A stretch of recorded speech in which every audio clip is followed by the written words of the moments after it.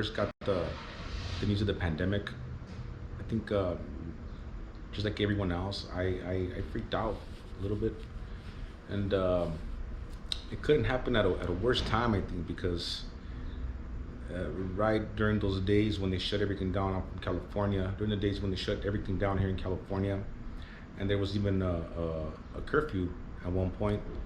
You couldn't go out. I mean, everything was closed, and I'm a homebody, so I love being indoors, but not too much to where, like I said, when it first started, you'd go to the store and there was no water, there was no toilet paper, and people were fighting for stuff, for medicine and stuff like that. And so, yeah, I think it affected me right at the beginning. So it hit me all at once, it just kind of brought me down, and I literally just sat in bed for a month straight, watching the news and watching world news,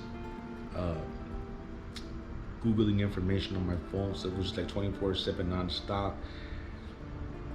I'm used to being up late anyway, so I think I don't think I slept for a whole month, man, really, going through, because my work stopped. Like I said, I work as a comedian, but everything stopped. I couldn't travel anymore. I was getting booked to travel to different businesses around the country, and everything just stopped. So it affected me. It affected me a lot, just because the income wasn't there. And at one point, I'm like, man, what am I gonna do? I've always been good at saving, so I wasn't too worried about financially. I wasn't too worried, but on the long run, I was worried, because your savings only last so long, and then they're gone. So I think during that time, I was thinking about moving, or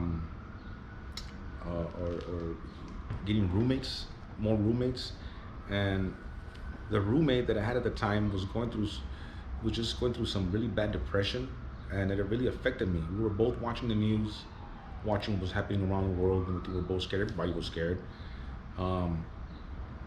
And his depression was making me depressed, and it was like a chain reaction. And so I had to make a decision for my own sanity.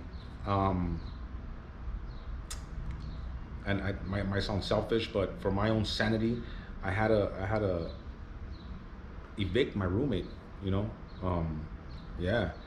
And to this day, I feel really bad, but like I said, it was affecting me so much. I've always been the big brother to my younger friends and stuff like that. So whenever they reached out for help, I was always the big brother they reached out to. And then at that time, I felt like I was going through my own depression of my own during that time, and two people in one household being depressed, it couldn't happen. So exactly 1 month after that happened, man, I woke up one day and I'm like, this is it. I gotta go back to work.